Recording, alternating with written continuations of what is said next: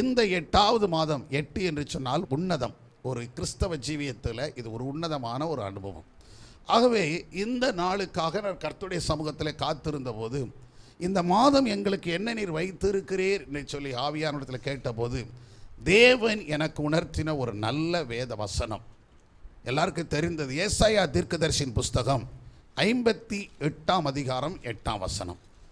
ஏசாயா தீர்க்கதரிசியின் புஸ்தகம் 58ஆம் அதிகாரம் 8ஆம் வசனம். அப்பொழுது விடியற்கால வெளுப்பை போல, அப்பொழுது விடியற்கால வெளுப்பை போல உன் வெளிச்சம் எழும்பி, உன் வெளிச்சம் எழும்பி, சுகவாழ்வு சீக்கிரத்தில் உன் சுகவாழ்வு சீக்கிரத்திலே துளிர்க்கும். கரங்களை தட்டி கர்த்தரை மகிமைப்படுத்துங்க.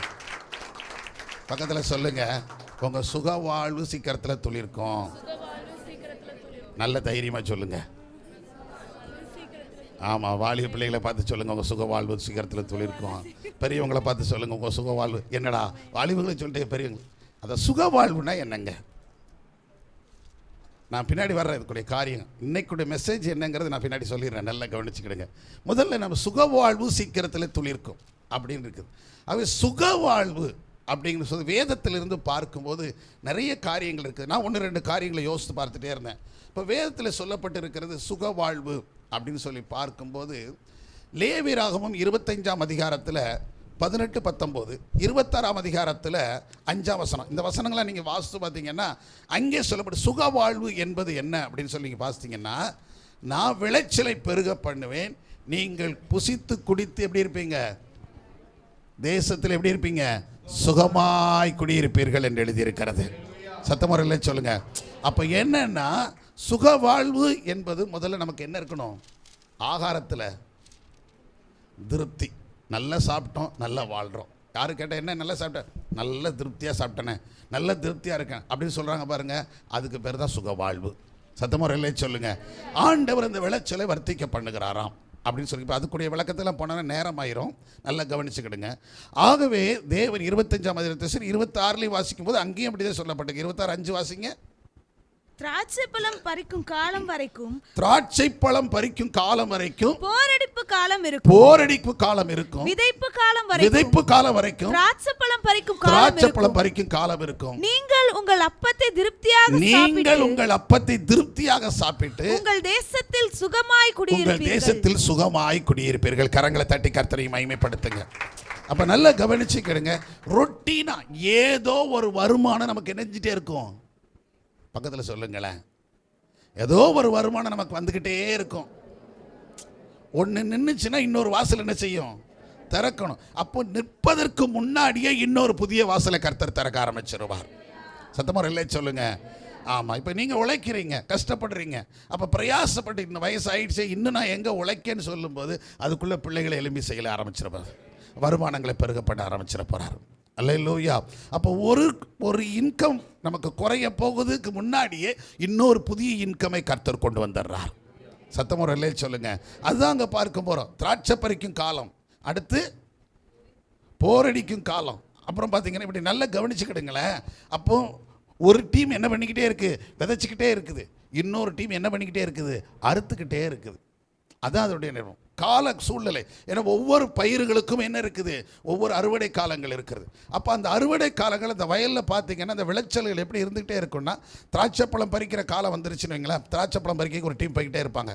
திராட்சைப்பழம் பறிச்சுக்கிட்டே இருக்கும்போது இன்னொரு டீம் என்ன பண்ணிக்கிட்டு இருக்குங்க, இந்த பக்கம் நெல்லையோ கோதுமையோ சோளமத்து ஏதோ ஒன்று போட்டிருப்பாங்க, பயிர் வகைகளை போட்டிருப்பாங்க, காய்கறி இப்படி விதைச்ச அந்த காரியம். இப்போ அது முடிய போகுதுன்னு நினைக்கும் போது அடுத்த விளைச்சல் உண்டாயிரும்.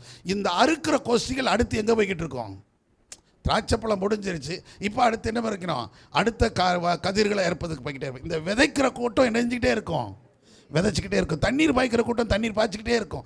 இப்படியே தொடர்ச்சியாக ரொட்டீனாக வந்துக்கிட்டே இருக்கும். சுற்றி சுற்றி சுற்றி சுற்றி வேலை பார்த்துக்கிட்டே இருப்பாங்க. இவங்களுக்கு வாழ்நாள் முழுவதும் அறுக்கிறவனுக்கு என்ன வேலை தான், என்ன வேலை தான், அறுவடை தான், அவ்வளோதான். அவனுக்கு வேலை அறுவடைச்சிட்டே இருக்கான். விதைக்கிறவன் விதைச்சிக்கிட்டே இருப்பான், அறுக்கிறவன் அறுத்துக்கிட்டே இருப்பான். ஏன்னா அப்படி காலங்கள் ஒரு நாள் ரெஸ்ட் இல்லாமல் தொடர்ச்சியாக வீட்டுக்கு என்ன வந்துக்கிட்டே இருக்கும், வருமானங்கள். அதே போல தேவன் நம்மை ஆசீர்வதிக்கிறவராக இருக்கிறார். சத்தமாக இல்லை சொல்லுங்க. அடுத்து சொல்லப்பட்டு நீங்கள் வாசித்து பார்த்தீங்கன்னா ரூத்துவின் புஸ்தகம் 3ஆம் அதிகாரம் 1ஆம் வசனத்துக்கு வாசித்து பார்த்தீங்கன்னா, நான் உன் சுக வாழ்வை தேடாமல் இருப்பேனோ அப்படின்னு சொல்லுங்க. அப்படின்னா அர்த்தம்னா, நகோமி சொல்லும்போது அங்கே ரூத்தை பார்த்து தன் மருமகளை பார்த்து சொல்லுகிறா, உனக்கு நான் என்னத்தை சேர்த்து வைக்கணும், உனக்கு சௌக்கியத்தை தேடாமல் இருப்பேனோ. அப்போ ஒரு சுக வாழ்வு. ரெண்டாவது, திருமணம் என்பது ஒரு சுக வாழ்வு. அதாவது முதல்ல நமக்கு நல்ல திருப்தியான வருமானம், திருப்தியான ஆகாரம் அப்படிங்கிறது ஒரு சுகமான வாழ்வு. நல்லா உழைக்கிறோம், நல்லா சாப்பிட்றோம் அப்படின்னு சொல்கிறாங்க பார்த்தீங்களா, அது ஒரு திருப்தி. ரெண்டாவது சுகமான வாழ்வு. ரெண்டாவது, ஏற்ற துணையை கொடுப்பது. இந்த சூட்டபிள் பார்ட்னர், சரியான துணை வந்தால் தான் சுகமாக வாழ முடியும். அவை ஆணோ பெண்ணோ ஏற்ற காலத்தில் ஏற்ற துணை கிடைக்கணும். ஏடாகுடமான எதையாவது ஒன்று, ஏதாவது ஒரு நல்ல பையனங்க சில சொல்லுவாங்க, ஏதாவது நல்ல மாப்பிள்ளை இருந்தால் ஏதாவது என்ன நல்ல மாப்பிள்ளையை பாருங்கள். சத்தமுறையிலே சொல்லுங்கள். நான் சொல்கிற புரியலையா? பிள்ளைகளுக்கு நல்ல மாப்பிள்ளையை தேடுங்க, பிள்ளைகளுக்கு நல்ல பெண்களை தேடுங்க. அதை விட்டுட்டு ஏதாவதுன்னு அந்த ஏதாவதுல இடக்க தான் ஒன்று வரும். ஏதாவது வேண்டாம், சரியானதை கர்த்தர் கொண்டு வரணும். சத்தமுறையிலே சொல்லுங்கள். எங்க ரூத் எங்கேயோ இருந்து வருகிறா, போவாஸ் இங்கேயே இருக்கிறான். ஆனால் இந்த போவாஸுக்கு தேவன் கொண்டு வந்ததை பாருங்களேன், எங்கேயோ இருந்து கொண்டு வந்து. ஏன்னா இந்த போவாஸுக்கு இந்த ஊரில் பெண் இல்லையா, இவன் பெரிய கோடீஸ்வரன், ஐஸ்வர்யவான், வசதி படைத்தவன். இவன் கேட்ட யார் வேணாலும் என்ன கொடுப்பா? நல்லா கவனிச்சுக்கிடுங்க. யார் வேணாலும் என்ன கொடுக்க முடியும்? பெண் கொடுக்க முடியும். ஊரில் இவன் கேட்டால் இல்லைன்னு சொல்கிறதுக்கு ஆள் இல்லை, அந்த அளவுக்கு இவன் அங்கே இருக்கிறான். ஆனாலும் இவனுக்குன்னு ஒரு துணையை தேசம் விட்டு தேசத்திலிருந்து கர்த்தர் கொண்டு வந்து வைத்திருந்தார். சத்தமுறை இல்லை சொல்லுங்க. இதுதான் போவாசுக்கு வேணும் அப்படின்னு சொல்லி ரூத்தை தேவன் ஆயத்தப்படுத்தி கொண்டு வந்திருந்தார். சத்தமுறை இல்லை சொல்லுங்க. இதைத்தான் நான் சொல்கிறேன். அப்போ சுக வாழ்வு, ரூத்துடைய வாழ்க்கையில் ஒரு சுக வாழ்வு. அங்கே ஒரு இழப்பு வந்துருச்சு. அந்த இழப்பை விட்டுட்டு அங்கேயே அவன் மாமியார் சொல்கிறார், எம்மா உங்களுக்கு நீங்கள் போய் உங்கள் வீடுகளில் எங்கே உங்களுக்கு நல்ல மாப்பிள்ளை கிடைக்குதோ அங்கே கட்டிட்டு நீங்கள் சுகமாக இருங்கம்மா அப்படின்னு சொல்லி வாழ்த்துறா. ஆனால் அவங்க போகலை. நான் உன் பின்னாடியே வருவேன், நஷ்டமோ லாபமோ எது நடந்தாலும் உன் கூட இருந்துருவேன், மரணத்தை தவிர வேற ஒன்று உன்னை என்ன செய்ய முடியாது, பிரிக்க முடியாது. இவ்வளோ ஒரு டிசிஷன் எடுத்துகிட்டு வரா. அந்த மகளுக்கு ஏற்ற துணையை கர்த்தர் ஆயத்தப்படுத்தி வைத்திருக்கிறார். சத்தமுறை இல்லை சொல்லுங்க. சுகமான வாழ்வு என்பது ஏற்ற துணையை கொடுப்பது. அடுத்து சொல்லி பார்க்கிற 1 ராஜாக்கள் புஸ்தகம் 4ஆம் அதிகாரம் 25ஆம் வசனத்தில் வாசித்து பார்த்தீங்கன்னா, அங்கே பார்க்கும்போது அங்கே சமாதான வாழ்வு. அங்கே சாலமோனின் காலத்திலே அவனவன் தன் திராட்சை செடியின் நிலத்திலும் தன் அத்திமரன் நிலையிலும் எப்படி இருந்தாங்களாம், சுகமாய் குடியிருந்தார்கள் என்று எழுதப்பட்டிருக்கிறது. சத்தமுறை சொல்லுங்க. அப்போ அவங்களுக்கு எந்த குறையும் அங்கே என்ன செய்யல இருந்த மாதிரி, எல்லாம் சமாதானமாக வாழ்ந்துட்டு இருக்க. சண்டை கிடையாது, பிரச்சனை கிடையாது, ஒன்றும் கிடையாது, எல்லாம் சமாதானமாக வாழ்ந்து கொண்டே இருக்கிறாங்க. அப்படி ராஜ்யத்தின் கீழே எல்லாம் நிறைவாக இருந்தால் எல்லாருக்கும் சமாதானம். வேதம் அப்படித்தானே சொல்கிறது. உன் அரண்மனைக்குள்ளே என்ன இருக்கும்? சுகம். உன் அலங்கத்துக்குள்ளே சமாதானம். அப்போ எல்லா வீட்லேயும் சமாதானம். அவங்க வீட்டில் என்ன இருக்காது? குறை. அப்போ எல்லா குடும்பங்களுக்கும் ஒருத்தருக்கு ஒருத்தர் நல்ல உறவுகள், ஒருத்தருக்கு ஒருத்தர் நல்ல பிரியமாக இருக்கிறாங்க. எந்த விதத்தில் யாருக்கு எந்த குறைச்சலும் காரண மாதிரி தெரியல. அதனால அவங்க எல்லாரும் எப்படி வாழ்ந்து கொண்டு இருக்கிறாங்க? சுகமாய் வாழ்ந்து கொண்டு இருக்கிறாங்க. சத்தமுறை இல்லை சொல்லுங்க. அந்த பீஸ்ஃபுல் லைஃப். அடுத்து சொல்லப்பட்டு இருக்கிறது 2 ராஜாக்கள் 4ஆம் அதிகாரம் 13ஆம் வசனத்தில் வாசிக்கும் போது ஃபுல்ஃபில் லைஃப். அவளுக்கு எல்லாத்திலும் திருப்தியான ஒரு வாழ்க்கை. அங்கே பார்க்க சூனேமியாவை பார்த்து கேட்குறாங்க, நீ உனக்கு ஏதாவது குறை இருந்தால் சொல்லுமா, நான் ராஜாட்ட சொல்லுமா, நான் பேசுகிறேன் அப்படிலாம் கேட்குறான் இல்லையா. ஆனால் அவள் சொல்கிறா, எனக்கு ஒரு குறையும் இல்லை, நான் என் ஜனத்தின் நடுவில் சுகமாய் குடியிருக்கிறேன். சத்த முறையிலே சொல்லுங்க. எனக்கானது எல்லாம் என்ன செஞ்சிட்டு இருக்குது? எனக்கு நிறைவாக இருக்கிறது. எனக்கு எல்லாம் நிறைவாக இருக்குது. அதனால் எனக்கு நிறைவே இல்லை அப்படின்னா தான் நான் குறைவை சொல்லணும். எனக்கு எல்லாம் நிறைவாக இருக்கிறது. அப்போ நிறைவாக இருப்பது என்ன வாழ்க்கை? சுகவாழ்வு. நல்லா கவனிச்சுக்கிடுங்க. அதே போல் மார்க் சுவிசேஷம் 5ஆம் அதிகாரம் 34ஆம் வசனத்தில் இங்கே வாசித்து பார்த்தீங்கன்னா, அங்கே சொல்லப்பட்டிருக்கிறது வியாதி இல்லாத ஒரு வாழ்க்கை, சுகவாழ்வு. அந்த வியாதி நீங்கள் அவர்கள் சுகமானார்கள். அநேகர் போனாங்க. ஆண்டவர் அவர்கள் எல்லாரையும் என்ன செஞ்சாராம்? சொஸ்தமாக்கினார். அவர்கள் எல்லாம் சுகப்படுத்தினார். பலவிதமான வியாதிகள், பலவிதமான பாடுகள், உபத்திரங்கள், சரீரத்தில் எந்த பாடும் உபத்திரம் இல்லாமல் இருக்கிறது என்னது? ஒரு சுக வாழ்வு. நல்ல சுகமாக. நம்ம பார்த்த உடனே என்ன கேட்குறோம்? யாரை பார்த்தாலும் முதல்ல நம்ம என்ன கேட்குறோம்? சுகமாக இருக்கீங்களா, நல்லா இருக்கீங்களா, அப்படி தானே கேட்குறோம். இதுக்கு அர்த்தம் என்னன்னா, இது அத்தனையும் இருக்குதுங்க. சத்தமாக இல்லை சொல்லுங்க. சுகம்னு சொன்ன உடனே ஆமாம் நான் நல்லா தான் இருக்கேன், ஒன்றும் பிரச்சனை இல்லை, கொஞ்சம் கடன் தான் இருக்குது, கொஞ்சம் கஷ்டம் தான் இருக்குது, கொஞ்சம் சாப்பாட்டுக்கு மட்டும் வழி இல்லை, அது என்ன கிடையாது? சுகவாழ்வு கிடையாது. புரியுதுங்களா? என்ன செய்ய, இன்னைக்கு மத்தியானம் சாப்பாட்டுக்கு மற்றபடி நல்லா தான் இருக்கேன், சாப்பாட்டுக்கு தான் ஒன்றும் இல்லை, இன்னைக்கு நல்லா தான் இருக்கேன், ஆனால் போட்டு போய் யூனிஃபார்ம் தான் இல்லை அப்படின்னு சொன்னால் இது என்ன சுக வாழ்வு கிடையாது. அதையும் சேர்த்து கர்த்தர் கொடுக்கணும். சத்தமாக இல்லையே சொல்லுங்கள். அப்போ நான் சுகமாக இருக்கிறேன்னு எல்லாத்திலும் நல்லா இருக்கிறேன்னு அர்த்தம். சத்தமாக இல்லையே சொல்லுங்கள். கர்த்தனில் அது மாத்திரம் இல்லை, இன்னொன்று இடத்துல சொல்லப்பட்டிருக்கிறது. நம்ம யோவான் 3வது நிருபத்தில் நீங்கள் வாசித்து பார்த்தீங்கன்னா அங்கே 3 யோவான் வாசிக்கும்போது அந்த 2ஆம் வசனம் சொல்லுகிறது, உன் ஆத்துமா வாழ்வது போல நீ எல்லாவற்றிலும் நினைச்சிடும் சுகமாக இருக்கணும் அப்படின்னு சொன்னால் சகலவித ஆசீர்வாதங்களும் இருப்பது சுகமான வாழ்வு. உன் ஆத்துமா வாழ்வது நீ எல்லாவற்றிலும் என்ன செஞ்சிருக்கணும், எல்லாவற்றிலும் வாழ்ந்து சுகமாக இருக்கணும். அப்போ எல்லாத்திலும் திருப்தியாக இருக்கணும். ஒன்றுலேயும் நமக்கு குறைவில்லாத ஒரு வாழ்க்கை. சத்தமுறையிலே சொல்லுங்க. இதெல்லாம் என்னதான், இதெல்லாம் என்னது, சுக வாழ்வுங்க. இப்போ புரியுதுங்களா என்னெல்லாம்? இப்போ நான் சொன்னது அத்தனையும் நீங்கள் பார்த்துருப்பீங்க, எல்லாத்தையும் பார்க்குறோம். ஆகவே முதல்ல வந்து ஈட் அண்ட் சேஃப்டி, நல்ல சாப்பிட்டு வாழ்கிறது ஒரு வாழ்க்கை, நல்ல திருப்தியாக வாழ்கிறது ஒரு வாழ்க்கை. மேரிட்டல் லைஃப் அது ஒரு சுக வாழ்வு. பீஸ்ஃபுல் லைஃப் அது ஒரு சுக வாழ்வு. அப்புறம் ஃபுல்ஃபில்டு லைஃப் ஒரு சுக வாழ்வு. அப்புறம் சிக்லெஸ் லைஃப் ஒரு சுக வாழ்வு. அப்புறம் பிளஸட் லைஃப். இது எல்லாமே தேவன் நமக்கு வைத்து இருக்கிற சுக வாழ்வு. இன்னும் இருக்குது, இப்படி சொல்லிக்கிட்டே போகலாம். இப்படி சுகமாய் வாழ வைத்து கொண்டு இருக்கிறார். சத்தமுறையிலே சொல்லுங்கள். சரிங்க, இப்போ இதெல்லாம் நம்ம பார்க்குறோம். ஒன்று குறைவில்லாதபடி நல்ல திருப்தியாக சாப்பிடணும், நல்ல திருப்தியாக உடுத்துறோம், நல்ல திருப்தியாக வேலை செய்கிறோம், எல்லாம் திருப்தி எல்லாம் இருக்கணும். இது எப்போ நடக்கும், என்ன செய்ய போகுது, நல்லா கவனிச்சுக்கிட்டு இப்போ இருக்கிறோமா, இன்னைக்கு இருக்கிறோமா அப்படின்னு சொன்னால் இன்றைக்கி இருக்குதா? இது எல்லாமே நான் சொன்னது எல்லாமே நம்ம பார்க்கும்போது இது என்ன இன்றைக்கி எல்லா வீட்லேயும் இருக்குதான்னா இன்றைக்கி நிறைய வீட்டில் என்ன செய்யலை, இல்லை. ஆனால் வேதம் சொல்லுகிறது, இன்றைக்கி அதுதான் உங்களுக்கு தீர்க்க தரிசன வார்த்தையாக சொல்ல போகிறேன். கர்த்தருடைய ஆவியானவர் சொன்னது அதுதான். என்னென்னா வேத சீக்கிரத்தில் ஒரு சுகவாழ்வு என்ன செய்யும், துளிர்க்கும். எப்போ அப்படின்னா விடிய கால வெளுப்பை போல. எப்போமா? விடியற்கால. இதுதான் இன்றைக்கி செய்தி உங்களுக்கு. உங்கள் வாழ்க்கையில் ஒரு விடிவு காலம் வரப்போகிறது. இப்போ நம்ம வந்திருக்கிறோம், அதிகாலையில் வந்திருக்கிறோம். இப்போ என்ன பண்ணிக்கிட்டு இருக்குது, விடிஞ்சிக்கிட்டு இருக்குது. நீங்கள் வெளியில் கண்ணை திறந்து அது நீங்கள் எல்லாம் ஜெபம் முடிஞ்சு வெளியில் போகும்போது எப்படி ஆயிரும், வெளிச்சு. நீங்கள் வரும்போது எப்படி தான் வந்தீங்க, கொஞ்சம் இருட்டுக்குள்ளே வந்தீங்க. அதான் விடிகிற வேலை. 5 மணி என்பது என்ன வேலை, விடிகிற வேலை. நீங்கள் பார்த்தீங்கன்னா 3 மணி 4 மணிக்கெல்லாம் பார்த்தீங்கன்னா ஒரு நட்சத்திரம் தெரியும். எத்தனை பேர் இந்த நட்சத்திரத்தை பார்த்துருக்கீங்க? என்ன நட்சத்திரம்னு சொல்லுவாங்க, விடிவெள்ளின்னு சொல்கிறத பார்த்துருக்கீங்களா? அது அதிகாலை எங்கே இருக்கும்? ஆமாம், அதை பார்த்தோடனே நமக்கு தெரிஞ்சிடும் இப்போ என்ன விடிஞ்சிருச்சு, நேரம் விடிய போகுது ஐயா அப்படின்னு. விடிவெள்ளின்னு அதுக்கு பேரே அப்படித்தான். அதனால் அது அங்கே இருக்கும், நல்ல பிரகாசமாக, ஒரே ஒரு நட்சத்திரம் மட்டும் பிரகாசமாக தெரியும். இதைத்தான் கிராமங்கள் அன்றைக்கி பயன்படுத்தினாங்க. அன்றைக்கி யாரும் வாட்சிங் கீச்சிங் கட்டிட்டு என்ன செய்யலை, தெரியல. அப்போ அதை பார்த்தோடனே என்ன வந்துருச்சு, வெள்ளி வந்துருச்சு, விடிவெள்ளி வந்துருச்சு, எந்திரிச்சு வா வாய்க்காடுக்கு போவோம் அப்படின்னு சொல்லிட்டு காலையில் 3:30 மணி 4 மணிக்கெல்லாம் எங்கே போயிட்டு இருப்பாங்க. ஆமாம், அந்த 4 மணிக்கு 3:30 மணிக்கெல்லாம் பார்த்தீங்கன்னா அதெல்லாம் ஒரு இனிமையான ஒரு வாழ்க்கைங்க. கிராமங்களில் பார்க்கும்போது அப்படி டக்கணும் என்ன பண்ணுவோம், மாட்டு வண்டி அங்கங்கே கட்டிட்டு அந்தந்த வீட்டில் மாட்டை கட்டி 4 மணிக்கு 3:30 மணிக்கெல்லாம் மாடை கட்டி அதை அந்த தெருவில் போகும்போது அதை கடக்கடக்கு அப்படின்னு அந்த மாட்டு சத்தம் கேட்கும். இதில் வேறு உள்ள கழுத்தில் என்ன கிடக்கும், ஒரு மணி, அது வேறு கிணின்னு ஒரு அடி அடிச்சுக்கிடும். அந்த சவுண்டு இதெல்லாம் நீங்கள் அப்படியே கேட்டே இனிமையாக இருக்கும். நான்லாம் உண்மையிலேயே அந்த நாட்டில் பக்கத்தில் இருக்கும்போது ராத்திரியில் வந்து அந்த காலையில் அந்த சத்தம் ரொம்ப ரசிச்சுக்கிட்டே இருப்பேன். எனக்கு அது என்னமோ அந்த வயசில் அப்படி ஒரு இனிமை. அப்படி போகும்போது அப்படி மாடு போகிற சத்தம் கேட்டிங்கன்னா அது நடக்கிற சத்தம், டக்குன்னு சத்தம். அந்த மாட்டு அந்த டயர் இருக்குது பார்த்தீங்களா, இப்போ டயர் போட்டிருக்காங்க, அப்போ என்ன போட்டிருப்பாங்க, அந்த சக்கரம் பெருசாக அதில் வந்து இரும்பு பட்டை போட்டு அடித்து வச்சுருப்பாங்க. அந்த பட்டை போடுற இடத்துக்குலாம் போயிருக்கீங்களா? நான்லாம் போயிருக்கிறேன். அந்த பட்டை மாட்டுற இடத்துக்கு போயிருக்கேன், லாடு அடிக்கிற இடத்துக்கு போயிருக்கிறேன். எல்லாத்தையும் மாடு லாடு அடிக்கிற எப்படி அடிப்பாங்க அப்படின்னு சொல்லி அங்கே போய் உட்காந்து பார்த்துருக்கிறேன். அதை படுக்க போட்டு இப்படி டமைல் மாட்டி உள்ள அடிச்சு அதெல்லாம் பார்த்திங்கன்னா ரொம்ப அருமையாக இருக்கும். ஆகவே இது அது நடக்கிற அந்த மாடு நடக்கிறதுக்கு ஏற்ற மாதிரி அந்த சக்கரை என்ன செய்யும், கடக்குன்னு சவுண்டு. அதுக்கு தக்கன கழுத்தில் என்ன செய்யும், கிணின்னு ஒரு சவுண்டு.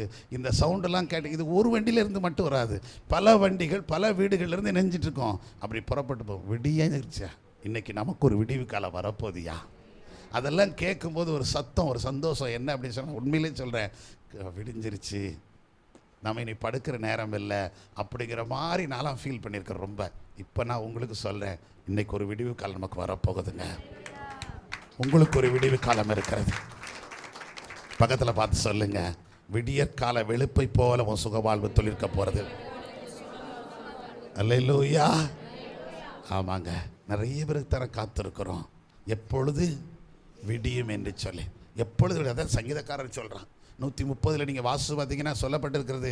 5ஆம் வசனம் 6ஆம் வசனத்தில் வாசித்து பார்த்தீங்கன்னா, எப்பொழுது விடியும் என்று விடிய காலத்துக்கு காத்திருக்கிற ஜாமக்காரனை போல நான் என்ன செய்கிறேன், என் ஆத்துமா என்ன செய்திருக்கிறது, காத்திருக்கிறது. எப்பொழுது விடியும், எப்பொழுது விடியும், எனக்கு ஒரு விடிவு காலம் வராதா, எனக்கு ஒரு விடுதலை வராதா? இன்னைக்கு அநேகருடைய வாழ்க்கையில் இப்படி தான் யோசிச்சுக்கிட்டே இருக்கிறோம். எத்தனை தான் நமக்கு வீடுகள் இருக்கலாம், தோட்டங்கள் இருக்கலாம், துறவுகள் இருக்கலாம், எல்லாம் இருக்கலாம். ஆனாலும் நம்முடைய வாழ்க்கையில் இன்னொரு விடிவு காலம் வராதான்னு சொல்லி அநேக நேரங்களை எதிர்பார்த்து கொண்டு இருக்கிறோம். ஆவியானவர் எனக்கு திட்டமாய் பேசினார், நமக்கு ஒரு விடிவு காலத்தை வைத்து இருக்கிறார். ஆமென். பக்கத்தில் சொல்லுங்க, உங்களுக்கு ஒரு விடிவு காலம் இருக்குது. அல்லேலூயா. எப்படி காலையில் எழுந்து பார்க்கும்போது ராத்திரியில் படுக்கிறோம், இருளாக இருக்கிறது, அதிகாலை எழுந்திருக்கும் போது விடிவு வருகிறதோ, அதே போல நம்முடைய வாழ்க்கையில் ஒரு வெளிச்சம் வரப்போகிறது, ஒரு வெளிச்சம் உருவாக போகிறது, ஒரு விடிவு உருவாக போகிறது. முடிந்ததுங்க இருள், உன் துக்க நாட்கள் முடிந்து போனதுன்னு சொன்னார் அல்லவா, அந்த தேவன் சொல்லுகிற வார்த்தை தான். உங்கள் இருளின் வாழ்க்கை நெஞ்சிருச்சு, முடிஞ்சு. இதுவரைக்கும் அந்தகாரமாக இருந்திருக்கலாம், இதுவரைக்கும் இருளாக இருந்திருக்கலாம், இதுவரைக்கும் நீங்கள் இருட்டுக்குள்ளேயே நீங்கள் நடந்திருக்கலாம், எவ்வளோ தானம். ஆனால் இனி உங்கள் வெளிச்சத்தில் கர்த்தர் கொண்டு வரப்போகிறார். சத்தமுறையிலே சொல்லுங்க. ஆமாம், அந்த அதிகாலை வெளிச்சம் உங்கள் வாழ்க்கையில் வரப்போகிறது. விடிவெள்ளியாய் கர்த்தர் வரப்போகிறார். ஒரு வெளிச்சம் உருவாக போகுது, விடிவு காலம். நிறைய பேர் சொல்ல, அவனுக்கு ஒரு விடிவு காலம் வராதான்னு தான் காத்திருக்கையா. எத்தனை அம்மா மாதிரி சொல்கிறாங்க தெரியுமா, அவனுக்கு ஒரு நல்ல காலம் வராதா, அவனுக்கு ஒரு விடிவு காலம் வராதா. பாவம் பிள்ளை கஷ்டப்பட்டுட்டே இருக்கிறான், பாவம் பிள்ளை பயன்பட்டுட்டே இருப்பான், பாவம் அந்த மக பண்ணுற பன்னீர்லாம் பார்க்கும்போது அவளுக்கு ஒரு விடிவு காலம். இது ஊருக்காரங்க கூட சில சொல்லுவாங்க, சில கஷ்டப்படுற குடும்பங்களை பார்க்கும்போது, அவள் பாவம் எனக்கு தெரிஞ்ச நாட்கள்லேருந்து அவள் இப்படி தான் கஷ்டப்பட்டுட்டு இருக்கா, அவளுக்குன்னு ஒரு விடிவு காலம் வராதா, அந்த ஆண்டவன் கண்ணை திறக்க மாட்டான், இப்படிலாம் சொல்றதை பார்த்துருக்கோமா இல்லையா? இதை இன்னைக்கு ஆண்டவன் நமக்கு சொல்ல, உங்களுக்கு ஒரு விடிவு காலத்தை கர்த்தர் உண்டாக்குகிறார். உங்க கண்ணீருக்கு ஒரு விடிவு காலம் உண்டு. முடிஞ்சு போயிருச்சுங்க, இனி நீங்க களி கூற வேண்டிய காலம். ஏன் சொன்னா வேதம் தெளிவா சொல்லுகிற, நல்லா கவனித்து பாருங்க. அங்கே வாசிக்கிறோம், யாத்ராம் புஸ்தகம் 16ஆம் அதிகாரம் 7ஆம் வசனத்தை வாசிங்க. யாத்ராகம் 16:7. விடியற் காலத்தில் கர்த்தருடைய மகிமையையும் காண்பீர்கள். விடியற் காலத்தில் கர்த்தருடைய மகிமையை என்ன செய்வீர்கள், காண்பீர்கள். நல்லா கவனிச்சுக்கிடுங்க, உங்களுக்கு ஒரு விடிவு காலம் வரப்போகிறது. முதலாவது ஆண்டவர் சொல்றார், இந்த விடிய காலத்தில் கர்த்தருடைய மகிமையை நீங்க காண்பீர்கள். பக்கத்தில் சொல்லுங்க, விடிய காலத்தில் கர்த்தருடைய மகிமையை நம்ம காண பார்க்கிறோம். அல்லேலூயா. ஒவ்வொரு நாள் விடியும் போது நீங்க என்ன பார்க்கணும், கர்த்தருடைய மகிமையை பார்க்க போறீங்க. அல்லேலூயா. நல்லா கவனிச்சுக்கிடுங்களேன். இங்க நான் பார்க்கும்போது இஸ்ரவேல் ஜனங்களுக்குள்ள ஒரு முறுமுறுப்பு இருந்துகிட்டே இருந்துச்சு. என்னதான் நன்மைகள் நடந்தாலும், நீங்கள் 14ஆம் அதிகாரத்தில் 13ஆம் அதிகாரத்தில் வெளியே கிளம்புறாங்க, 12ஆம் அதிகாரத்தில் அற்புதம் நடக்குது, தலைச்சங்க பிள்ளை குழந்தைகள் எல்லாம் சாகுறாங்க அங்கே எகிப்தில். அதை விட்டு அவங்க வெளியே புறப்படுறாங்க, வெள்ளியோடும் பொண்ணோடும் புறப்படுறாங்க. அதுக்கப்புறம் புறப்பட்டு 13ஆம் புல வராங்க. 14ஆம் அதிகாரத்தில் அவங்களுக்கு முன்னாடி சிவந்த சமுத்திரத்தை கடந்து வந்துட்டாங்க. அதுக்கப்புறம் நீங்கள் பார்த்தீங்கன்னா இப்படியே கடந்து வந்து அவங்களுக்கு நல்ல வாய்ப்புகளுக்கு கம்பீரமாக 15ஆம் அதிகாரத்தில் துதிக்கிறாங்க, பாடுறாங்க, எல்லாம் செய்கிறாங்க. அங்கே பேரிச்ச மரங்களை பார்க்குறாங்க, நீரூற்றுகளை பார்க்குறாங்க, எல்லாத்தையும் கடந்து வந்தாங்க. இப்போ ஒவ்வொரு இடமும் அப்படி கடந்து அந்த சந்தோஷத்தை கடந்து போய்கிட்டே இருக்கிறாங்க. கடந்து போய்கிட்டே இருக்கும்போது இப்போ ஒரு குறிப்பிட்ட இடம் வரும்போது தண்ணீர்லாம் பார்த்தாங்க, எல்லாம் திருப்தியாக தான் இருந்துச்சு. ஆனால் இப்போ அதை தாண்டி வந்தவொடனே என்ன எடுத்துருச்சு, வயிற்றுக்கு என்ன வந்துருச்சு, பசி வந்துருச்சு. பசி வந்தவுடனே ஆரம்பிச்சிட்டாங்க, எங்களை கொண்டு இங்கே சாகடிக்கவா கொண்டு வந்த, நாங்கள் அங்கே உட்காந்து நாங்கள் அதில் என்ன சாப்பிட்டோம், சமுத்திரங்கள் அதில் அங்கே நீரூற்றில் உட்காந்து சின்ன மச்சங்களை நாங்கள் பார்க்குறோம், நாங்கள் சாப்பிட்டதை யோசித்து பார்க்குறோம், அதையெல்லாம் விட்டுட்டு எங்களுக்கு சாவதற்கு இடம் இல்லை, நாங்கள் கொண்டு வந்துட்டேன், வனாந்திரத்தில் சாகடிக்கவா கொண்டு வந்துட்டீங்க அப்படின்னு சொல்லி முறுமுறுக்க ஆரம்பித்து விட்டார்கள். மோசேக்கு விரோதமாகவும் ஆரோனுக்கு விரோதமாகவும் ஜனங்கள் என்ன செய்து கொண்டிருந்தார்கள், முறுமுறுத்தார்கள். இப்படிப்பட்ட காலத்தில் தான் மோசே மூலமாய் கர்த்தர் உங்களுக்கு சொல்கிறதை பார்க்கிறேன். அதிகாலையில் உங்களுக்கு வேதம் சொல்கிறது, விடியற் காலத்தில் நீங்கள் கர்த்தருடைய மகிமையை என்ன செய்வீர்கள், காண்பீர்கள். சத்தமுறையிலே சொல்லுங்க, இன்னும் சத்தமுறையிலே சொல்லுங்க. ஆமென். ஏன் அப்படின்னு சொன்னால், அதுக்கு அடுத்த 2 வசனத்தை வாசிக்கிற 6ஆம் வசனம் 7ஆம் வசனம் 7, 8 இந்த 3 வசனத்தை வாசிங்க. அப்பொழுது மோசேயும் ஆரோனும் இஸ்ரவேல் புத்திரர் எல்லாரையும் நோக்கி, கர்த்தர் உங்களை எகிப்து தேசத்திலிருந்து புறப்பட பண்ணினவர் என்பதை சாயங்காலத்தில் அறிவீர்கள். விடியற் காலத்தில் கர்த்தருடைய மகிமையும் காண்பீர்கள். விடியற் காலத்திலே கர்த்தருடைய மகிமையை காண்பீர்கள். கர்த்தருக்கு விரோதமான உங்கள் முறுமுறுப்புகளை அவர் கேட்டார். கர்த்தருக்கு விரோதமான உங்களுடைய முறுமுறுப்புகளை அவர் கேட்டார். நீங்கள் எங்களுக்கு விரோதமாய் முறுமுறுக்கிறதற்கு நாங்கள் எம்மாத்திரம் என்றார்கள். பின்னும் மோசே, சாயங்காலத்தில் நீங்கள் புசிக்கிறதற்கு கர்த்தர் உங்களுக்கு இறைச்சியையும் விடியற் காலத்தில் நீங்கள் திருப்தி அடைவதற்கு அப்பத்தையும் கொடுக்கையில் இது விளங்கும். கரங்களை தட்டி இன்னும் நல்லா கவனித்துக்கிடுங்க. ஆண்டவர் தெளிவா சொன்னார், நீங்கள் அதிகாலையிலே விடியற் காலத்திலே எதை பார்க்க போறீங்க? கர்த்தருடைய மகிமையை பார்க்க போறீங்க. எப்படி பார்க்க போறீங்க அப்படின்னா, சாயங்காலத்திலே உங்களுக்கு என்ன கிடைக்கும்? இறைச்சி கிடைக்கும்.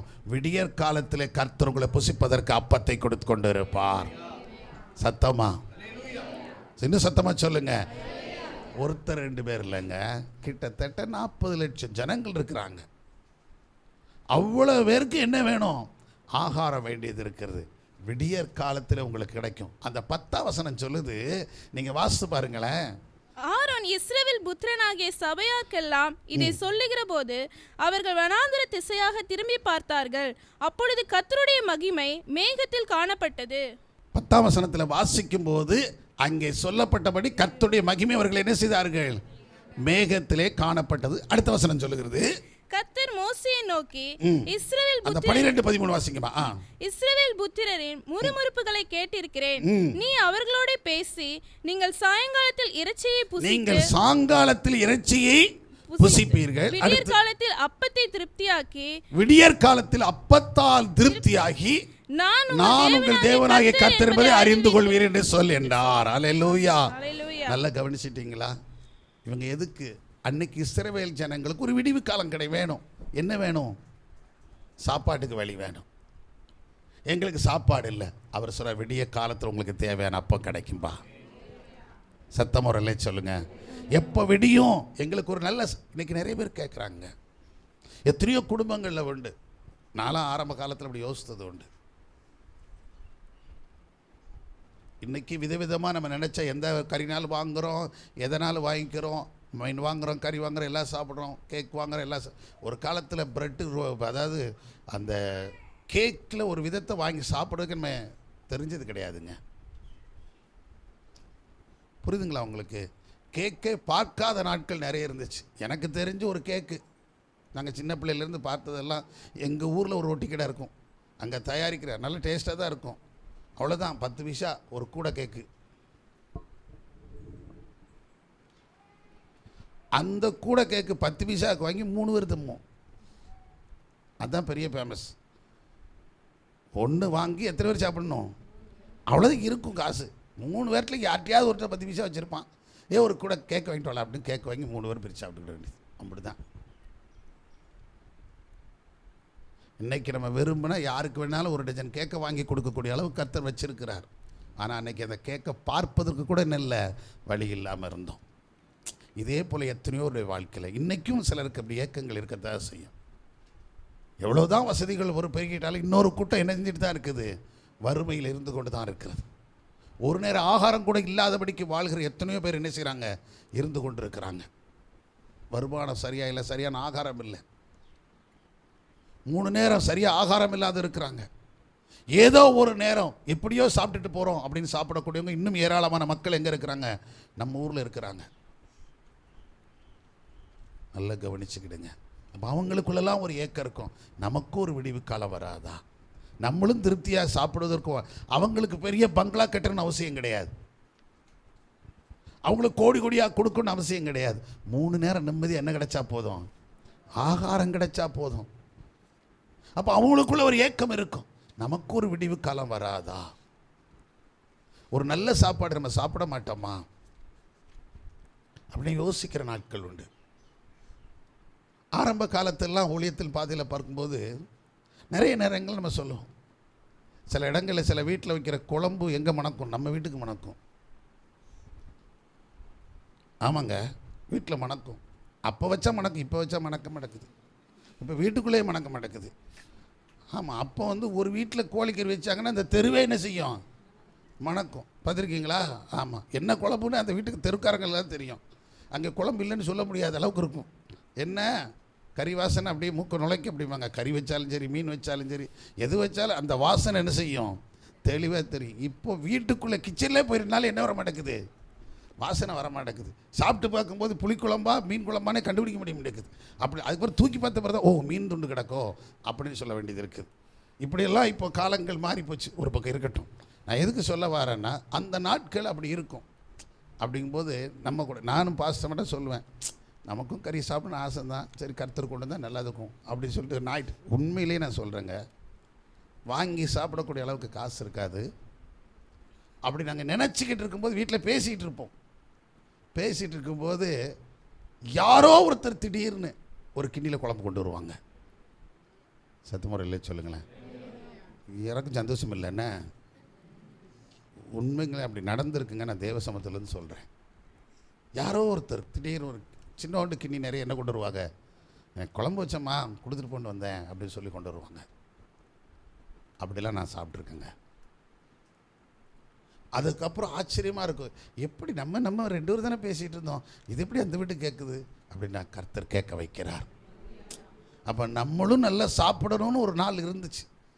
எங்கள் உண்மையிலங்க நான் ஓப்பனாக அதுக்கு சொல்லிடுறேன். அப்போ நாங்கள் வாங்குகிற அரிசி வந்து 10 ரூபா. இந்த ஐஆர் 20, ஐஆர் 8 அந்த அரிசி தான் அப்போ அந்த நாட்களில் 8 ரூபா 10 ரூபா கிலோ. அதை வாங்கி தான் சாப்பிடுவோம். அப்போ ரொம்ப கொஞ்சம் அது கொஞ்சம் எப்படி இருக்கும், சோறு கொஞ்சம் எப்படி இருக்கும், ஐஆர் 8 ஐஆர் 20 கொஞ்சம் என்ன செய்யும், பெருசாக தான் இருக்கும். ஆனால் அது வாட்டுக்கு கிடக்கும், பந்து மாதிரி வயிற்றுலேயும் கிடக்கும், சீக்கிரம் டைஜஸ்ட் ஆகாது. அதே மாதிரி பொங்கி போட்டாலும் என்ன செய்யாது, கெட்டு போகாது. அது வாட்டு தண்ணி ஊற்றி போட்டால் 2 நாள் கிடந்தாலும் அது இணைஞ்சிட்ருக்கோம், உருண்டே கிடக்கும், அவ்வளோதான், அது வாட்டுக்கு இருந்துகிட்ருக்கும். அப்படிலாம் இருக்கும். ஒரு நாள் தற்செயலாக நாங்கள் செல்லத்திரண்ண வீட்டுக்கு எங்களை வர சொல்லியிருந்தாங்க, போயிருந்தோம். இப்போ போயிருக்கும்போது அப்போ இவன் ரொம்ப குழந்தை, ஒரு 1.5 வயசு இருக்கும், 1.5 வயசு 2 வயசு இருக்கணும் எங்களை, சின்ன பையன் 2 வயசு இருக்கும். இவன் சரியாக சாப்பிடவே மாட்டான், அப்படியே கொஞ்சம் இது பண்ணிகிட்டே இருப்பான். ஒரு நாள் அங்கே போயிருந்தோம். போகிறவொடனே அவங்க சாப்பாடு எனக்கு செஞ்சுருக்குறாங்க, எங்களுக்கு நீங்கள் சாப்பிட்டு போங்க அப்படின்னு சொல்லி சாப்பிட சொன்னாங்க. அப்போ மீனாக்காரில் சமைச்சு அந்த அக்கா பார்க்கல அப்படி இருக்கும், சூப்பராக வைக்கும், ஆனால் லிமிட்டாக தான் வைக்கும், செம்ம டேஸ்ட்டாக வைக்கும். ஆமாம், நல்ல சாப்பாடு வச்சு சாப்பிட்டுட்டு இவன் விரும்பி சாப்பிட்றான் அந்த சாப்பாடு அதை சாப்பிட்டுட்டு வீட்டில் வந்தவுடனே இவன் கேட்குறான். மறுநாள் நாங்கள் சாப்பாடு கொடுக்கும்போது, அந்த ஆண்டி வீட்டில் கொடுத்த சாப்பாடு கொடுங்கப்பா அப்படின்னு கேட்குறான். எத்தனை வயசு, 2 வயசு. அவங்க பொன்னி அரிசியில் சோறு கொடுத்துட்டாங்க.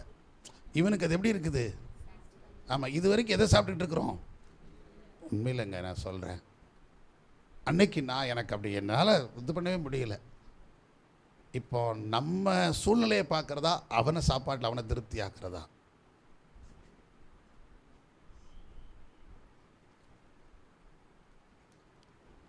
அந்த நாட்களில் முழங்கால் போட்டோம், ஆண்டவரே எங்களுக்கு ஒரு விடிவு காலம் உருவாகட்டும். சத்தமுறை சொல்லுங்க. அன்றைக்கு வாசலை திறந்தவர் இன்னை வரைக்கும் குறைவில்லாமல் நடத்துகிறாருங்க.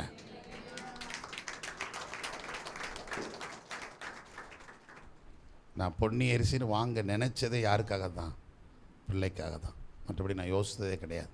ஏன்னா நான் ரேஷன் அரிசி விரும்பி சாப்பிட்றவன்.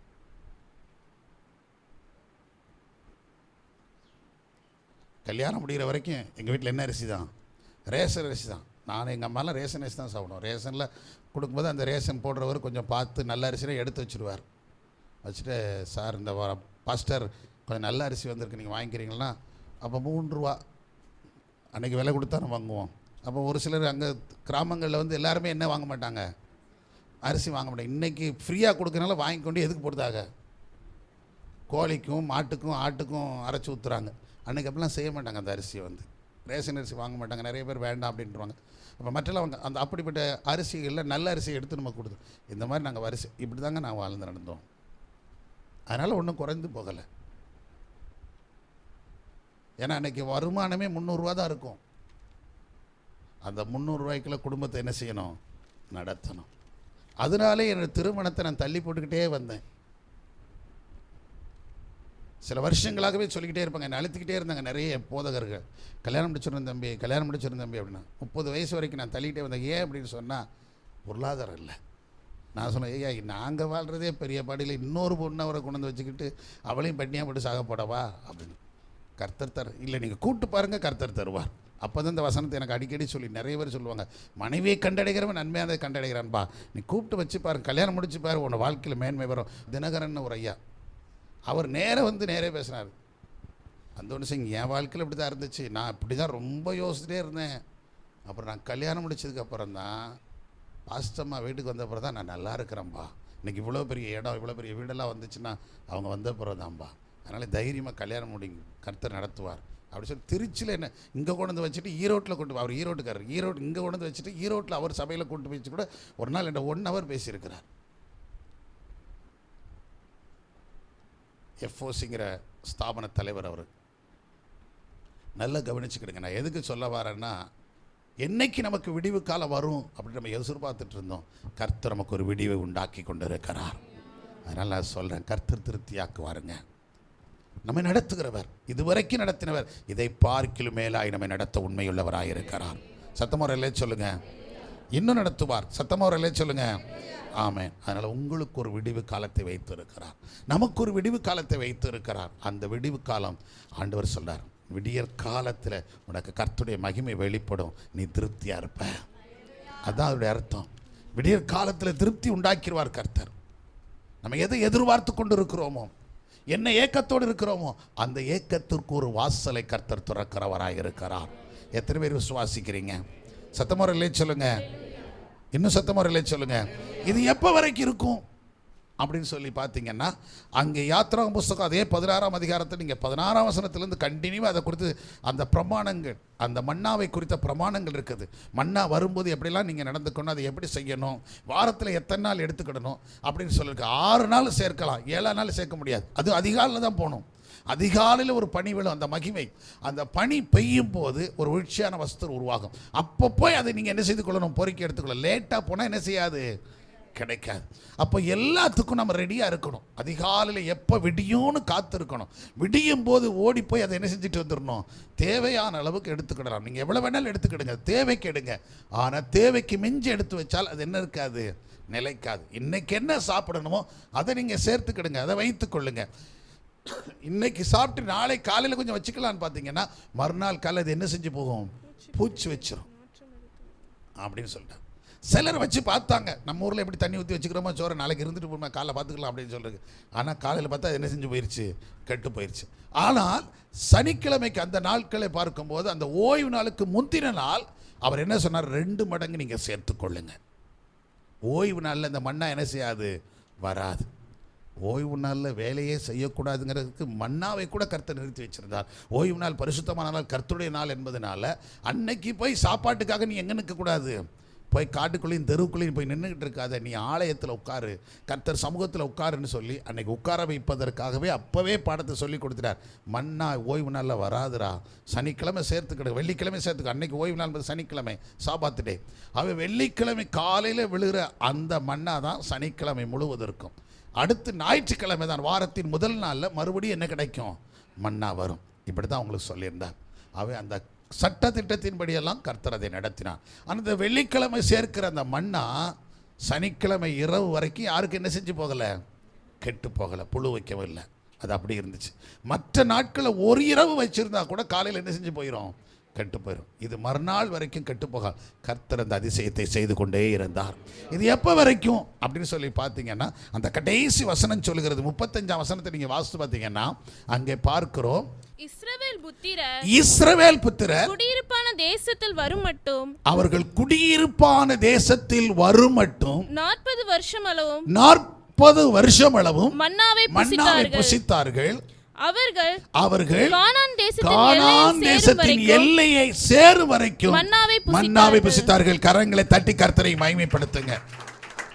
அதனால முதலே சொன்னேன், திராட்சைப்பழம் பறிக்கும் காலம் வரைக்கும் என்ன இருக்கும், போரடிக்கும் காலம் இருக்கும். நம்ம வாசித்தோம் இல்லையா, இதைத்தான் இங்கே சொல்லப்பட்டிருக்கிறது. இவங்க இப்போ சிரமத்தின் நடுவில் நடந்து வந்தாங்க, 40 ஆண்டுகள் நடத்துகிற. என்னைக்கு போய் தன்னுடைய சொந்த தேசத்தில் கால் வைத்தாங்களோ அன்னைக்கு மன்னா என்ன போயிடுச்சு, நின்று போயிடுச்சு. அது வரைக்கும் அவங்க தங்கள் கால்களால் தண்ணீர் பாய்க்கவும் இல்லை, களை எடுக்கவும் இல்லை, கொத்தவும் இல்லை, விளைய வைக்கவும் இல்லை. ஆனால் அவங்களுக்கு தேவையான ஆகாரம் என்ன கிடைச்சிட்டே இருந்துச்சு, கிடைத்து கொண்டே இருந்துச்சு. அவங்களுக்கு தேவையான ஆகாரம் வந்து கொண்டே இருந்தது. ஒன்றும் குறைவில்லாமல் இருந்துச்சு. எல்லாரும் திருப்தியாக இருந்தாங்க. நல்ல மன்னா. ஆனால் அந்த ஜனங்களுக்குள்ள அதுலேயும் குறைவு இருந்துச்சு. மன்னாவே சாப்பிட்டுருக்க, எங்களுக்கு இந்த மன்னா தவிர ஒன்றும் இல்லையான்னு கேட்டாங்க. அப்போ தேவர் அதற்காக என்ன கொடுத்தாரு? காடைகளை கொண்டு குவித்தார். அப்போ தினம் சாயந்தரம் அவங்களுக்கு என்ன கிடைச்சிருக்கு? இறைச்சி கிடைக்குது. காலையில் என்ன கிடைக்குது? மன்னா கிடைக்குது. நல்லா கவனிச்சுக்கிடுங்க. அதனால தான் எலியா காலத்தில் கூட அப்பமும் இறைச்சின்னு சொல்லப்பட்டிருக்குது. என்ன கிடைச்சிட்டே இருந்துச்சான்? அப்பமும் இறைச்சி, அப்பமும் இறைச்சி, அப்பமும் இறைச்சின்னு சொல்லப்பட்டிருக்கிறது. அவனுக்கு கூட அப்படி தான் கொடுத்துட்டே இருந்தார். ஏன்னா அந்த நாட்களில் இஸ்ரவேல் ஜனங்கள் அப்படி தான் இருந்திருப்பாங்க போல தெரியுது. அப்போ இறைச்சி இல்லாமல் இவங்களை என்ன செய்கிறது கிடையாது, சாப்பிட்றதே கிடையாது போல். எப்போ சாப்பிட்டாலும் என்ன வேணும்? என்ன வேணும்? கொஞ்சம் இறைச்சி சாப்பிடணும், கொஞ்சம் வாசனையோடு சாப்பிடணும். அது அப்படியே உருவாகிட்டாங்க போல தெரியுது. ஆனால் மனுஷனை படைக்கும்போது கர்த்தர் அப்படி என்ன செய்யலை, படைக்கலை. மனுஷனை தேவன் படைக்கும்போது, ஆதாமை படைக்கும்போது கர்த்தர் நம்மளை எப்படி தான் வச்சுருக்காரு? வெஜிடேரியனாக தான் படைச்சார். ஆமாம், ஆதியாகமம் புஸ்தகம் அப்படி தான் சொல்லுது. வெஜிடேரியன்ஸ். ஆதாம் ஏவாள் எல்லாருக்குமே ஆண்டவர் எதைத்தான் கொடுத்துருந்தாரு? எல்லா மரம், கனிகள், செடிகள், கொடிகள் இதில் உள்ள எல்லாத்தையும் நீங்கள் சாப்பிடலாம் அப்படி தான் சொல்லியிருந்தார். ஆனால் எப்போ மாமிசம் சாப்பிடலான்னு சொன்னாருன்னா, எங்கே தான்? நோவா காலத்துக்கு பின்னாடி தான் நான் காய்கறிகளை கொடுத்தது போல, மரஞ்செடி கொடிகளை உங்களுக்கு கொடுத்தது போல, மிருகங்களையும் பறவைகளையும் உங்களுக்கு உணவாக கொடுக்குறேன்னு கர்த்தர் சொன்னார். சத்தமுறையில் சொல்லுங்கள். ஆனால் ஒரே ஒரு கண்டிஷன் மட்டும் பண்ண, நீங்கள் என்ன வேணாலும் அடித்து சாப்பிடு, ஆனால் ரத்தத்தை மட்டும் என்ன செஞ்சிடாத, சாப்பிட்றாத. இது தேவ பிள்ளைகள் ரத்தத்தை அவாய்ட் பண்ணிடுறோம். இன்றைக்கி கிறிஸ்தவங்க கூட நிறைய பேரில் போய் என்ன ரத்த பொரியல் கொடுங்கன்னு சொல்லி வாங்கிட்டு வராங்க. வீட்டுக்கு ரத்தத்தை வாங்கிட்டு வந்துடுறாங்க. ஏன்னா அது கொஞ்சம் குறைஞ்ச ரேட்டில் கிடைக்கும். இப்போ அதுவும் ரேட் ஆக்கிட்டாங்க. அப்போல்லாம் ரேட்டு பார்த்திங்கன்னா ஒரு கிண்ணி நிறைய கிடைக்கும். ஒரு ஆட்டு ரத்தத்தை ஒரு வீட்டுக்கு கொடுக்க மாட்டாங்க. நல்லா கவனிச்சுக்கிடுங்க. ஒரு ஆடை வெட்டி 3 கிண்ணியில் ஊற்றி வச்சுருவாங்க. பார்த்துருக்கீங்களா? கேட்டால் 3 ரத்தம்பான். அண்ணே ஒரு ரத்தம் கொடுக்கணும், ஒரு கிண்ணியில் எடுத்து கொடுப்பான். இன்னொரு ரத்தம் 2 ரத்தம் கொடுக்கணும். ஆனால் எத்தனை ஆட்டில் இருந்து தான் தொட்டு மட்டும் எதுக்கு வாங்கிடுவான்? ஒரு ஆட்டுடைய விலையை ஒவ்வொரு கிண்ணிக்கு வாங்கிப்படுவான். பார்த்துருக்கீங்களா? எல்லாம் இதை வாங்கி பொறிச்சு கொடுக்குறவங்களும் இருக்கிறாங்க, இந்த ரத்தத்தை பொரியல். ஏன்னா அந்த ஜனங்களுக்கு நம்ம நாட்கள் என்ன செய்யலை, வசனம் என்ன செய்யலை, தெரியலை. ஆனால் இப்போ நாம் வசனத்தை அறிந்தவர்கள். ஆகவே ரத்தம் எந்த காலத்தில் என்ன செய்யக்கூடாது, நம்ம புசிக்கக்கூடாது. அதை வாட்டி இன்றைக்கி கடைகளில் போய் ரத்த பொரியல் வைக்கட்டுமான்னு சிலர் கேட்பாங்க. சாப்பிடும்போது ரத்த பொரியல்னு கேட்பாங்க. சாயந்தர நேரத்தில் இந்த அது என்னது குடிக்க போகிறாங்க, சூப்பு கடையில் ஃபுல்லாக என்ன பொரியல் இருக்கும்? ரத்த பொரியல் இருக்கும். சூப்பு குடிக்கிறது தப்பு இல்லை, ஆனால் என்ன சாப்பிட வேண்டாம்?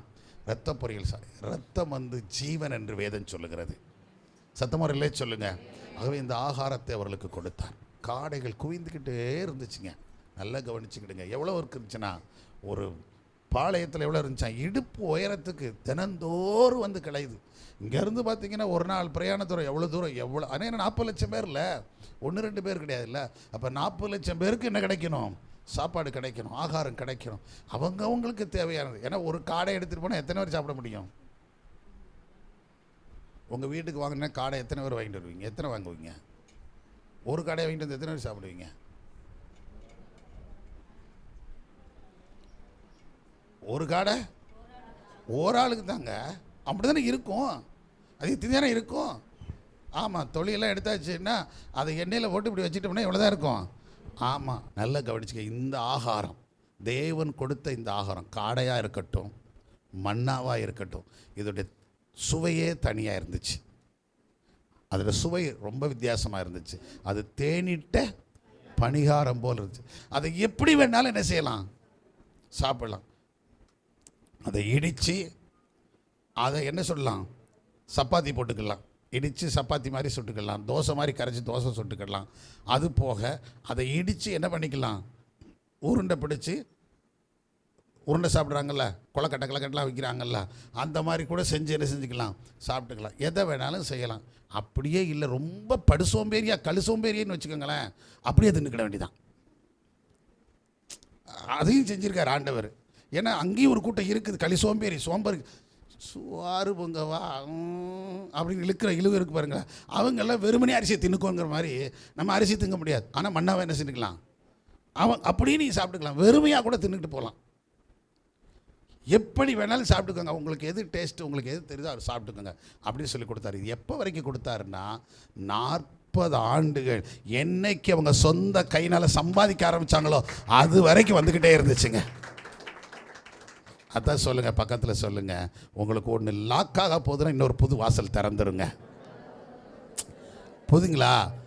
ஒன்று நிற்க போகுது, வருமானம் குறைஞ்சிரும்னு சொல்கிற நேரத்தில் உங்களுக்கு ஒரு புதிய வாசலை கர்த்தர் திறந்துருவார்.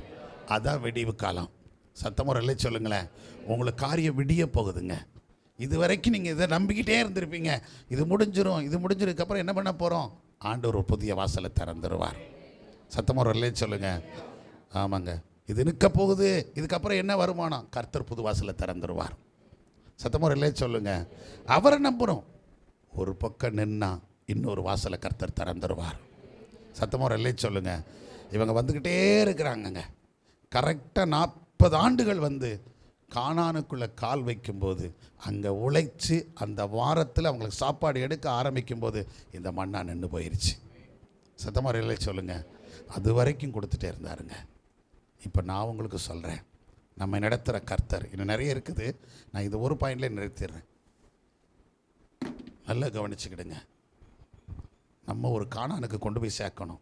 அவங்களுக்கு அந்த கானான், இஸ்ரவேல் ஜனங்களுக்கு அந்த கானான், நமக்கு ஒரு பரம கானான் இருக்கிறது. சொல்லுங்கள், பக்கத்தில் சொல்லுங்கள். நமக்கு ஒரு கானான் இருக்கிறது. அந்த கானானுக்கு போய் சேர்ற வரைக்கும் நம்மை போஷித்து கொண்டே தான் இருப்பார், நம்மை திருப்திப்படுத்தி கொண்டே தான் இருப்பார்.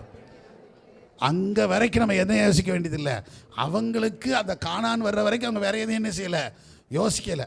அவங்க யாரும் தண்ணி பாய்க்கலை, விதைக்கலை, நாற்று கடலை, களை எடுக்கலை. அவங்களுக்கு தேவையானது கொடுத்தார். அதே தேவன் அந்த பரம கானானில் கொண்டு சேர்க்கிற வரைக்கும் நம்மை குறைவில்லாமல் நடத்திட்டு போயிடுவாருங்க. நமக்கு என்ன வந்தால் போதும், விடிஞ்சா போதும். சத்தமுறையிலே சொல்லுங்க. விடிய காலத்தில் நீங்கள் என்னத்தை பார்ப்பீர்கள்? கர்த்தருடைய மகிமை. உங்கள் சுக வாழ்வு சீக்கிரத்தில் என்ன செய்யும்? சொல்லியிருக்கோம். இப்போ ஜெபம் பண்ண போகிறோம். கேளுங்க ஆண்டவர் சமூகத்தில். எனக்கு ஒரு விடிவு வரட்டும்.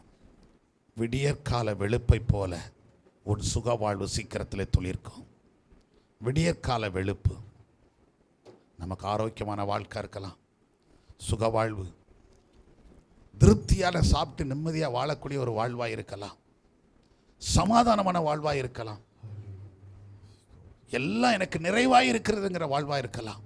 இப்படி எதை வேணாலும் எடுத்துக்கிடுங்க. சகலவித ஆசீர்வாதங்களை உரிய வாழ்வு எல்லாம் உங்களுக்கு திருப்தியாக இருக்கக்கூடிய அளவுக்கு கர்த்தர் நடத்துவார். ஜெபம் பண்ணுவோமா? உன் சுக வாழ்வு சீக்கிரத்திலே துளிர்க்கும். இன்னும் காலம் வரும்னு சொல்லலை, உனக்கு ஒரு விடிவு காலம் இருக்குது. அதோட அர்த்தம் அப்படிதான். உனக்கு ஒரு விடிவு காலம் வருது, அது ரொம்ப காலத்தில் சீக்கிரத்தில் வரப்போகிறது. ஒரு விடிவு காலம் தோன்றுகிறது, அது சீக்கிரமாய் தோன்றுகிறது. உணர்ந்து கொண்டவர்களாக நம்ம எல்லாரும் கர்த்தரை ஸ்தோத்திரம் பண்ணுவோமா? எனக்கு ஒரு விடிவு காலம் வைத்திருக்கிற ஆண்டவரே, எனக்கு ஒரு சுக வாழ்வை சீக்கிரத்தில் கொண்டு வருவதற்கு, எனக்கு ஒரு விடிவு காலம் வரப்போறதற்காக, சீக்கிரத்தில் எனக்கு ஒரு விடிவை வைத்திருக்கிறதற்காக உமக்கு நன்றி. எனக்கு ஒரு விடியற்கால வெளுப்பு வரப்போறதற்காக ஸ்தோத்திரம். எனக்கு ஒரு அதிகாலை வெளிச்சம் எனக்கு வரப்போறதற்காக ஸ்தோத்திரம். என் வாழ்க்கையில் ஒரு வெளிச்சம் வரப்போறதற்காக ஸ்தோத்திரம். என் பிள்ளைகளுக்கு வரப்போறதற்காக ஸ்தோத்திரம். என் குடும்பத்துக்கு வரப்போறதற்காக ஸ்தோத்திரம். சொல்லுங்க, எனக்கு ஒரு விடிவை நீர் உண்டாக்குகிறீர், எனக்கு ஒரு விடிவை உண்டாக்குகிறதற்காக ஸ்தோத்திரம். எனக்கு ஒரு விடியற்கால வெளிச்சம் வரப்போறதற்காக ஸ்தோத்திரம். சொல்லுங்க சொல்லுங்க சொல்லுங்க. என் குடும்பத்துக்கு வரப்போறதற்காக ஸ்தோத்திரம். என்னுடைய ஊழியத்துக்கு வரப்போறதற்காக, திருச்சபைக்கு வரப்போறதற்காக, எங்களுக்கு ஒரு வெளிச்சம் உருவாக போறதற்காக, ஓரா பாலா விடியற்கால வெளிச்சம் எங்களுக்கு வரப்போறதற்காக நன்றி ராஜா. எஸ், உமை நன்றியோடு துதிக்கிறோம், ஸ்தோத்தரிக்கிறோம் ஐயா. இந்த காலை வேளையோட சமூகத்தில் எங்களை ஒப்புக் கொடுக்கிறோம். விசேஷமாய் எங்களோடு பேசின இந்த நல்ல வாக்குத்தத்த வார்த்தைக்காய் ஸ்தோத்திரம். ஆண்டவரே, இந்த 8வது மாதத்தில் எங்களுக்குன்னு ஒரு வெளிச்சத்தை நீர் வைத்திருக்கிறேன், எங்களுக்கு ஒரு விடிய காலத்தை நீர் வைத்திருக்கிறேன். அன்றைக்கு இஸ்ரவேலுக்கு எப்படி ஒரு விடிய காலம் இருந்துச்சோ, அந்த காலத்தில் இருந்த ஜனங்கள், அழுது புலம்பின ஜனங்கள், கட்டுகளுக்கு இருந்த ஜனங்கள், ஆண்டவரே அடிமைத்தனத்தில் இருந்த ஜனங்களுக்கு ஒரு விடிய காலம் வந்ததப்பா. அந்த தேசத்தை விட்டு வெளியிலே கொண்டு வர வைத்தீர். இரவிலே அற்புதம் செய்தீர். அதிகாலையிலே கர்த்தாவே அந்த ஜனங்களை அங்கிருந்து புறப்பட பண்ணினீர். விடியற்கால வெளுப்பில் அவர்கள் வெளியே புறப்பட்டார்கள். அந்த ஜனங்களை நடத்தி வந்தீர். அவர்களை போஷிப்பதற்காக ஒவ்வொரு மாலையிலும் காடைகளை கொண்டு வந்து கொடுத்தீர். ஒவ்வொரு காலையிலும் விடியற்காலையில அவளுக்கு மன்னாவை கொடுக்கும் மகிமையை நீர் காணப்படுத்தி கொண்டே இருந்தீரே ராஜா. நீங்க மகிமையை காண்பீர்கள் என்று சொன்னீரே. அந்த மகிமை இன்னைக்கு நாங்கள் காணட்டும். விடிய கால மகிமை எங்கள் ஒவ்வொரு குடும்பத்துக்கு இருக்கட்டும் ஐயா. எங்கள் பிள்ளைகளுக்கு காணப்படட்டும். அவர்கள் இந்த விடிய கால வெளுப்பை பார்ப்பார்களாக, அந்த வெளிச்சத்தை பார்ப்பார்களாக. போதும் ஆண்டவரே, கடந்த நாட்கள், கடந்த மாதங்கள், கடந்த வருஷங்கள் வரைக்கும் அடைக்கப்பட்டிருந்ததெல்லாம் இந்த நாட்கள் திறக்கப்படுவதாக. கடன்கள், பாடுகள், உபத்திரங்கள் விடுதலை கிடைப்பதாக. சந்தோஷம், சமாதானம் நீர் எங்கே இருந்து கொடுப்பீரோ, யார் மூலமாய் தருவீரோ, ஒரு புதிய வாசல் என் பிள்ளைகளுக்கு வரட்டும் ஐயா. கர்த்தர் தங்கள் புதிய வாசலை காண உங்களுக்கு அனுகிரகம் பண்ண வேண்டுமாய் நாங்கள் ஜெபிக்கிறோம். கிருபை இருக்கட்டும். இந்த நாள் எனக்கு ஒரு விடுவிக்காலம் வந்ததுன்னு என் பிள்ளைகள் சொல்லட்டும் ஐயா. வருகிற வாரத்தில் கம்பீரமாய் தேவாலயத்தில் வந்து இந்த மாசத்துடைய வாக்குத்தத்தத்தின்படி எனக்கு ஒரு விடிவு காலம் வந்து விட்டது, என் குடும்பத்திற்கு வந்துட்டேன்னு சொல்லி அதை நாங்கள் பெற்றுக்கொண்டோம், அனுபவிக்கிறோம்னு சொல்லி உடைய நாமத்தை மகிமைப்படுத்த ஒவ்வொருவருக்கு நீர் அனுகிரகம் பண்ண வேண்டுமாய் ஜெபிக்கிறோம். உடைய பரிசுத்த நாமத்தில் எல்லா பிள்ளைகளையும் நான் வாழ்த்தி ஆசீர்வதிக்க, விசேஷமாக இந்த காலமை ஆராதிக்க வந்த எல்லா பிள்ளைகளையும் உடைய கரத்தில் கொடுக்கிறோம். ஆண்டவரே, இன்றையிலிருந்து அவளுக்கு ஒரு விடிய கால வெளுப்பை போல ஒரு வாசலை திறக்கிறதற்காய் ஸ்தோத்திரம் கர்த்தாவே. ஒவ்வொரு குடும்பத்தையும் பேர்பராய் தனித்தனியாய் நீர் ஆசீர்வதிச்சிருங்க. உங்களுடைய ஆசீர்வாதம், கிருபையும் தயவும் பிள்ளைகளோடு கூட இருக்கட்டும். தாழ்த்துகிற வேறுமையாக்குறோம். எல்லா துதி கன மகிமை உமக்கு செலுத்துகிறோம். உடைய பரிசுத்த நாமத்திலே, உடைய திருத்துவ நாமத்திலே என் அன்பு பிள்ளைகளை சகல ஆசீர்வாதத்திலும் இவர்கள் நிறைவாய் இருக்கும்படி உங்களை வாழ்த்து, உன் சுகவாழ்வு சீக்கிரம் துளிக்கும் என்று சொல்லி வாழ்த்தி நான் ஆசீர்வதிக்கிறேன். இயேசுவின் நாமத்தில் ஜெபிக்கிறேன் நல்ல பிதாவே, ஆமென். என் ஆத்துமாவே கர்த்தரை ஸ்தோத்திரி, என் உள்ளமே நாமத்தை ஸ்தோத்திரி. என் ஆத்துமாவே கர்த்தரை ஸ்தோத்திரி, என் ஆத்துமாவே கர்த்தரை சகல உபகாரங்களையும் மறவாதே. கர்த்தராகிய இயேசு கிறிஸ்துவின் கிருபையும் பிதாவாகிய தேவனுடைய அன்பும் பரிசுத்த அவருடைய ஐக்கியம் சிநேகமும் காவலும் இப்பொழுதும் எப்பொழுதும் சதா காலங்களிலும் நம்முடையோடும் கர்த்தருடைய வருகை பெரிந்தும் மாறாமல் தங்கியிருந்து சீக்கிரத்தில் விடியற்கால வெளுப்பை போல சுகவாழ்வை தோன்ற பண்ணுவதாக. ஆமென், ஆமென். துதிகன மகிமை எல்லாம் இயேசு ராஜாவுக்கே, துதிகன மகிமை எல்லாம் இயேசு ராஜாவுக்கே, துதிகன மகிமை எல்லாம் இயேசு ராஜாவுக்கே, துதிகன மகிமை எல்லாம் இயேசு ராஜாவுக்கே. ஹல்லேலூயா, ஹல்லேலூயா, ஹல்லேலூயா. எல்லாருக்கும் ஸ்தோத்திரம்.